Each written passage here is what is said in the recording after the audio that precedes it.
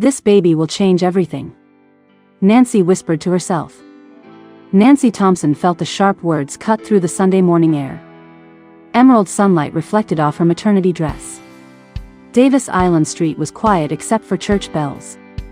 She kept walking with deliberate grace. He reached for her shoulder but she stepped back. Holding her belly, Nancy drew a slow breath. White colonial homes lined the tree-shaded street. Friends whispered greetings as she passed. She nodded politely yet kept her distance. The pastor's voice rose from the church steps. She felt warmth in her chest. Robert's eyes scanned the crowd calculatingly. Inside, the church sunlight poured through stained glass. She placed her hand over her stomach. They responded with amens as if unaware. Lunch at Burns Stack House followed the service. Napkins rustled and cutlery clicked across plates.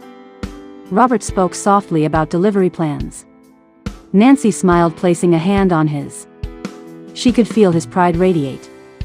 International Plaza was crowded with weekend shoppers. She touched the soft cotton of tiny clothes. Robert examined stuffed animals with exaggerated seriousness. White rabbits seemed suitable for a first friend. Later, the bedroom was quiet. Nancy flipped through a photo album. Flowers from fertility treatments were carefully pressed. Tears threatened, but she held them back. Elizabeth arrived the following weekend. The aroma of apple pie filled the rooms. Nancy's nursery glowed in pastel whites. A mobile turned gently overhead. Robert painted the animal murals himself. Elizabeth squeezed Nancy's shoulder firmly. "The boy will be a wonderful father," she said. 3 weeks remained before Tampa General. Nancy stepped into the backyard.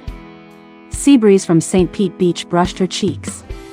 Blooms glowed pink in the setting sun. Night brought gentle prayers. Her hand rested on the baby's small movements.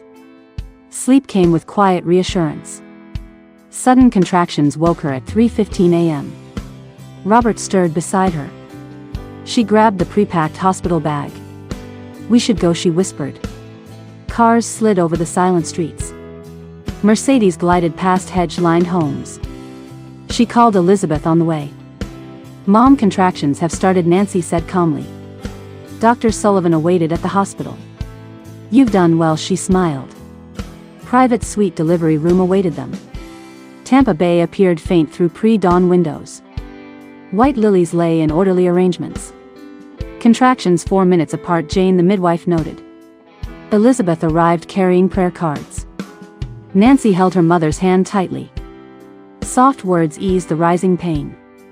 Robert rubbed her back silently. By 9 a.m. contractions grew stronger. "Time to move," Dr. Sullivan said firmly. The room smelled of antiseptic and hope. Soft lights reflected on the monitors. Elizabeth had to wait outside the door.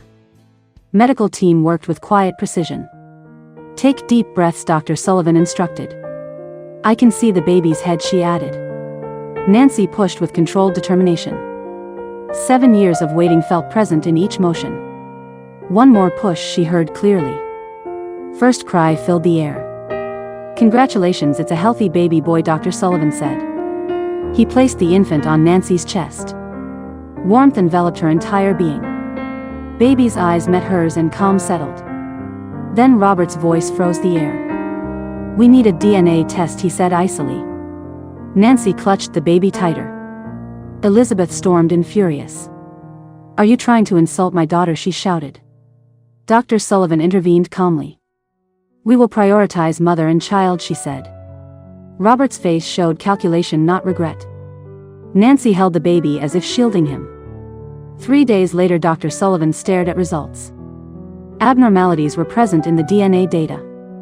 External access had altered the files. Elizabeth squeezed Nancy's hands silently. Suspicious security camera footage appeared on screen. Tall figure resembled Robert unmistakably. Mike Johnson refused a bribe, $500,000 offered. Threatening emails followed immediately after. Dr. Sullivan turned toward the window. "Tampa Bay calm. Criminal falsification cannot be ignored," she said. Nancy's phone buzzed. Robert's message appeared. "Call the police," Elizabeth urged. "DNA test confirms the baby is yours," Dr. Sullivan said. Tampa police arrived promptly. Detective Laura Martinez questioned Robert in the stainless room. "Where were you between 11:15 and 11:45? Robert claimed he was home. Photographs showed a figure matching his silhouette. Lab technician testimony detailed attempts to bribe for falsification. Multiple threatening emails traced to his company IP. Unauthorized access required cooperation of an IT subordinate. Robert asked for a lawyer. Bank records revealed $5 million transferred overseas. Why falsify the test? Laura demanded. To frame Nancy for adultery, Robert admitted coldly.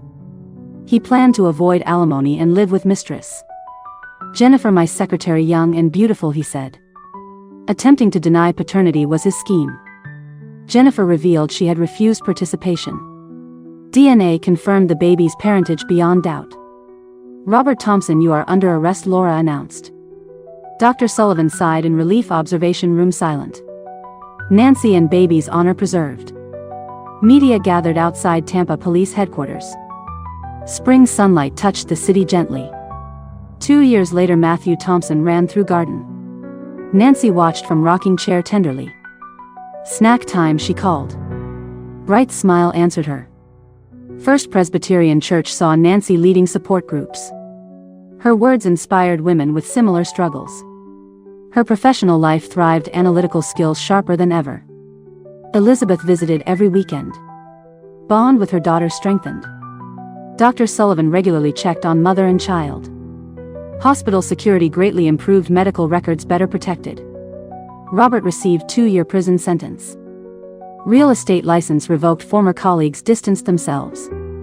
Jennifer disappeared, starting anew in Miami.